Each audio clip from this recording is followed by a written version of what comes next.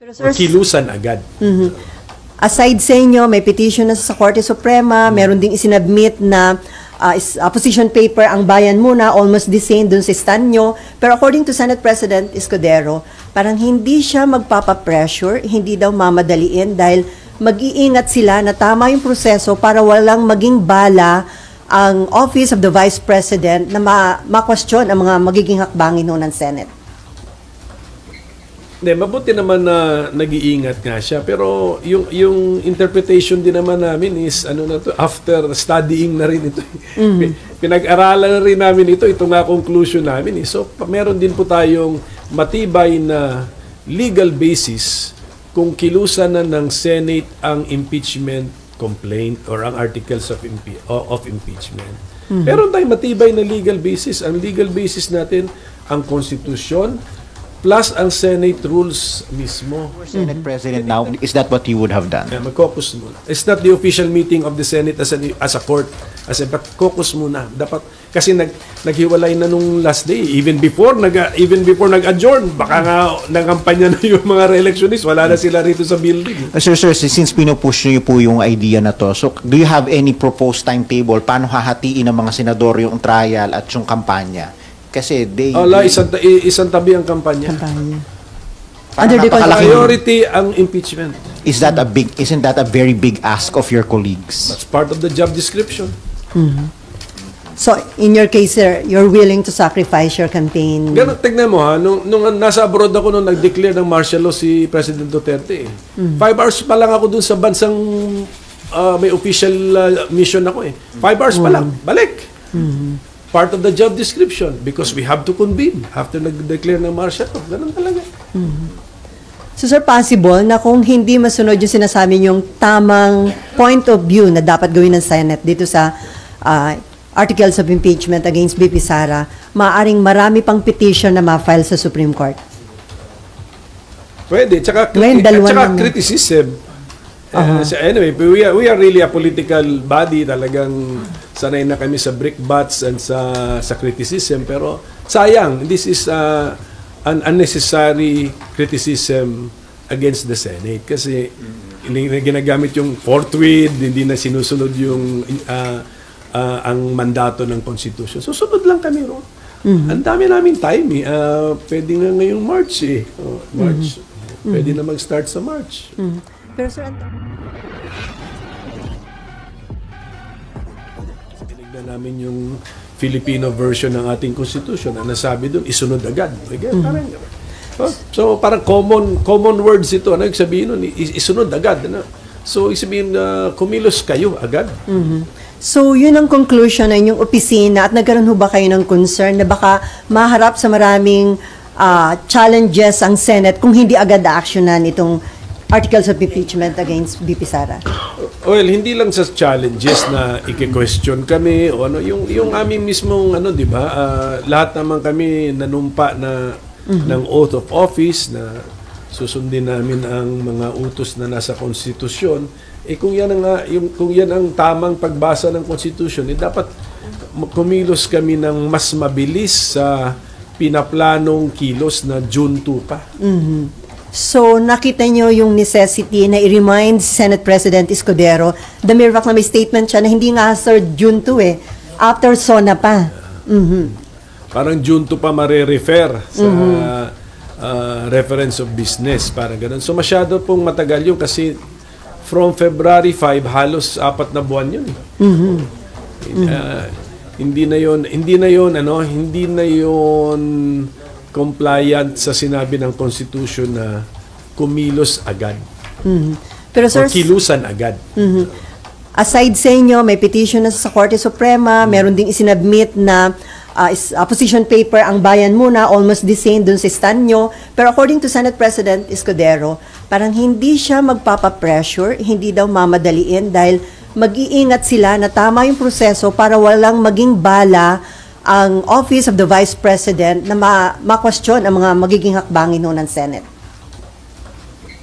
Hindi, mabuti naman na nag-iingat nga siya. Pero yung interpretation din naman namin is, ano na to, after studying na rin ito.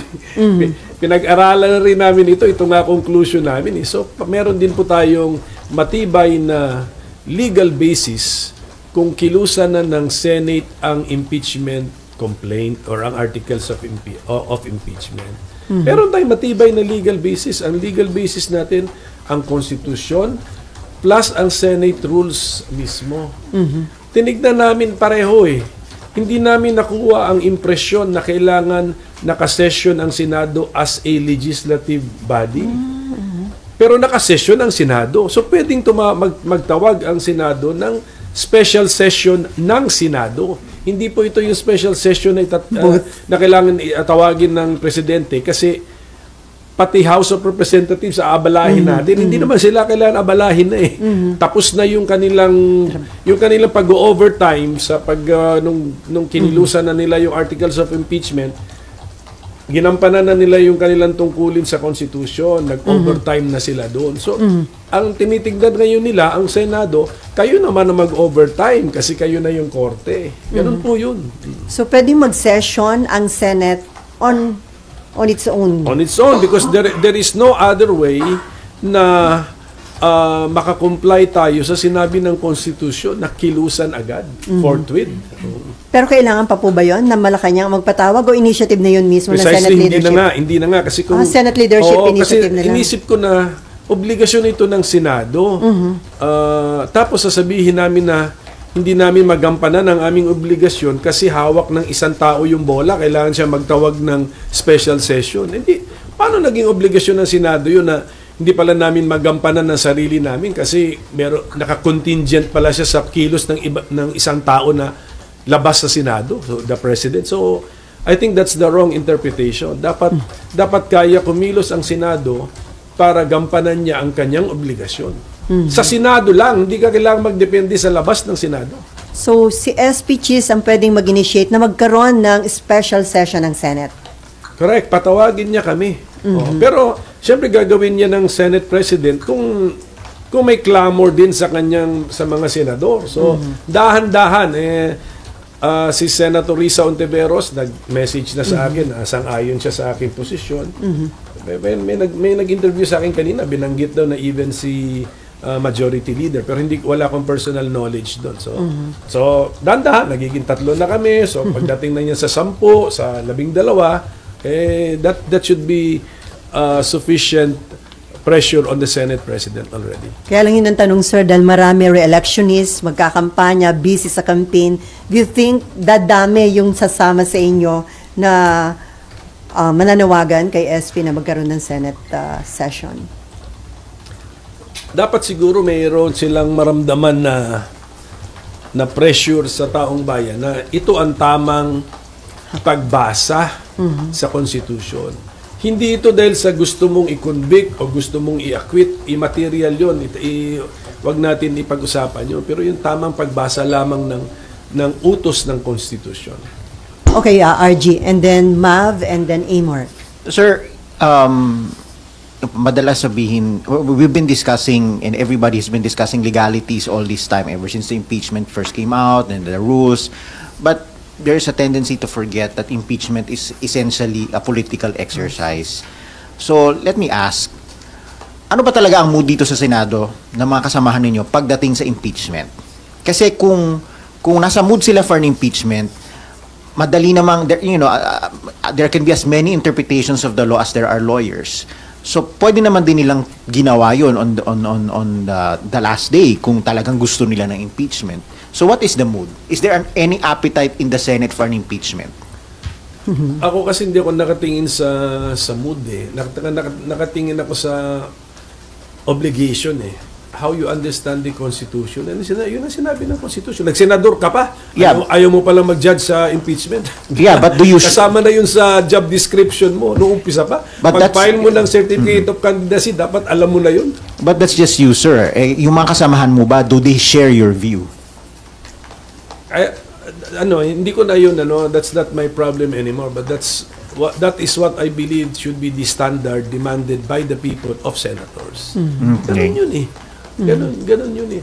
Tapos actually, although sinasabi natin na impeachment is a political process, pinag-isipan ko na rin actually sa dulo. At the end of the day, when you make your decision then it is really political. Yes.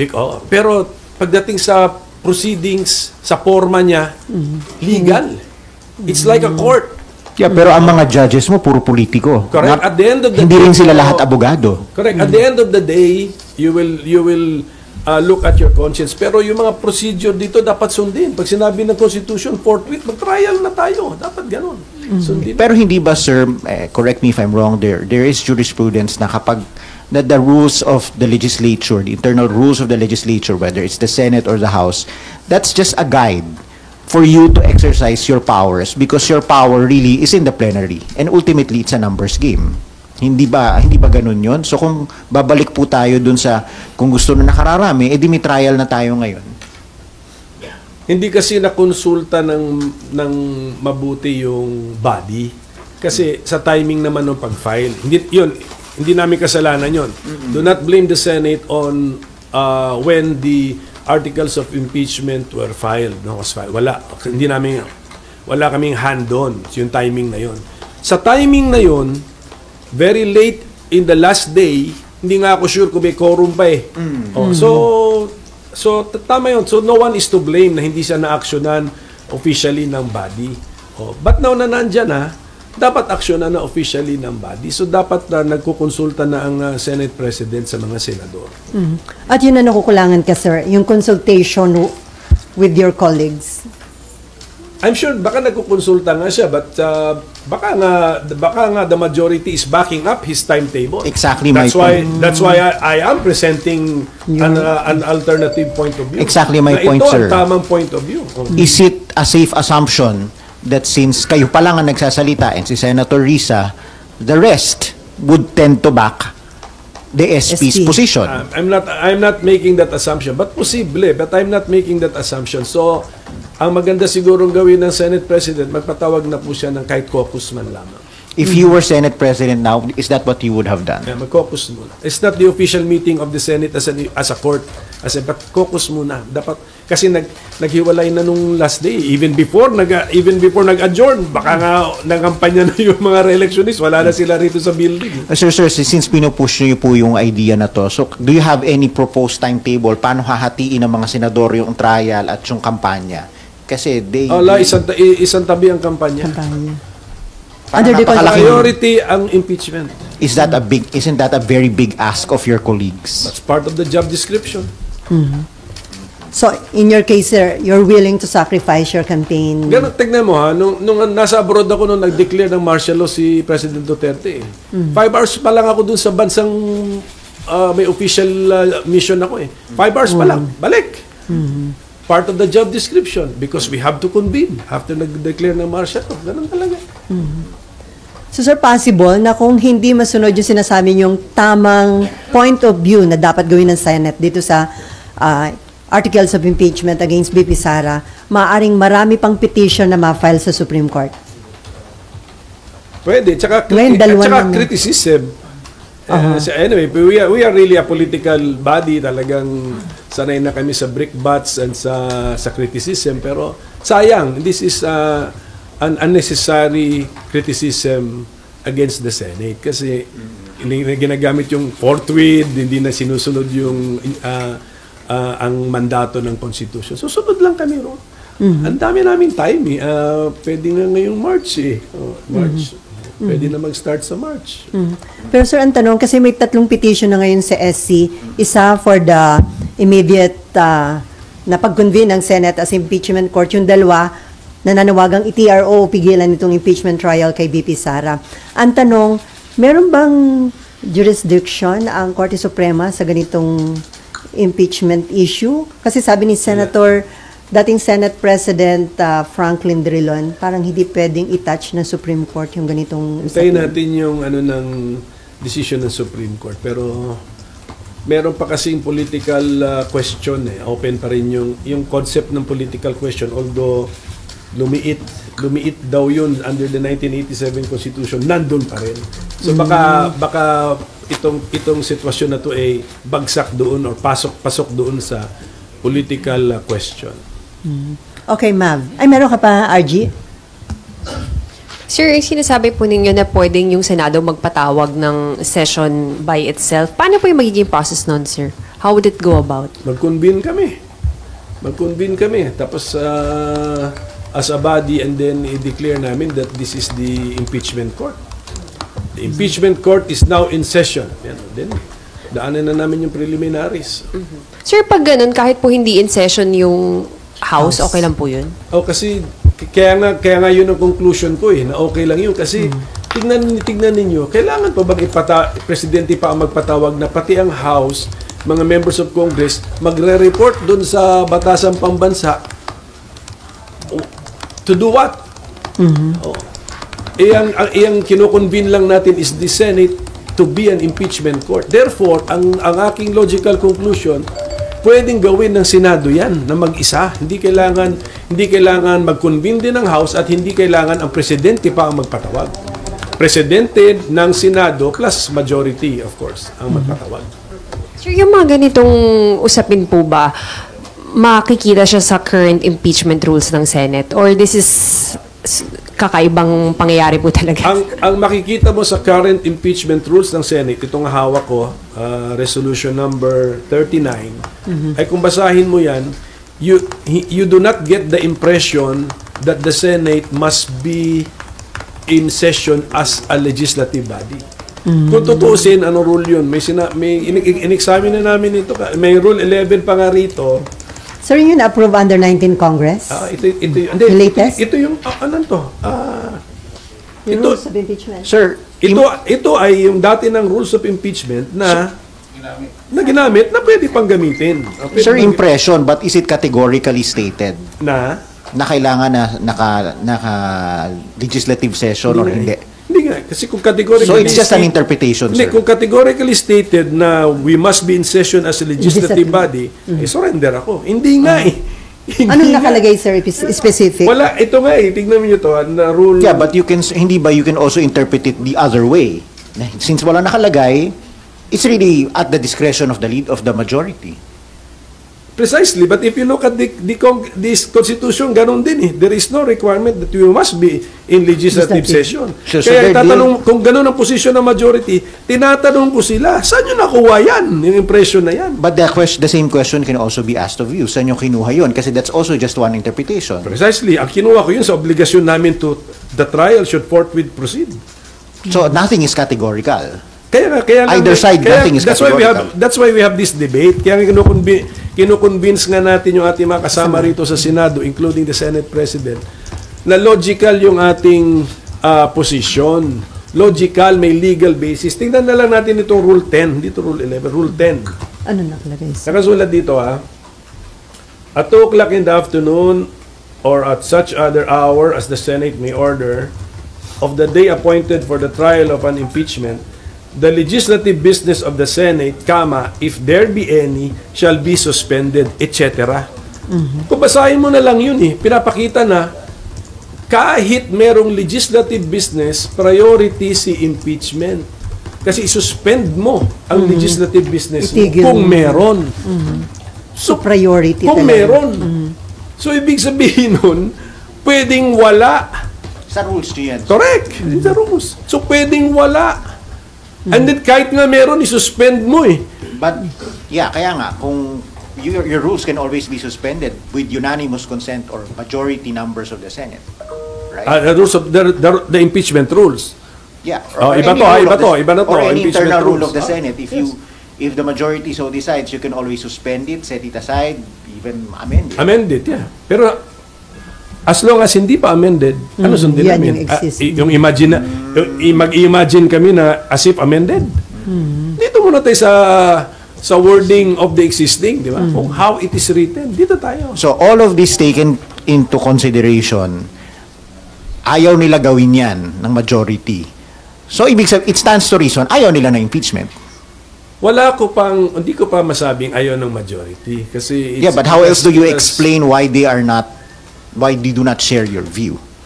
Baka yung attention nila nga nasa iba. That's where we're now focusing on this matter. So, and then so that the Senate President can focus every senator's attention on this matter, magpatawag na siya ng caucus.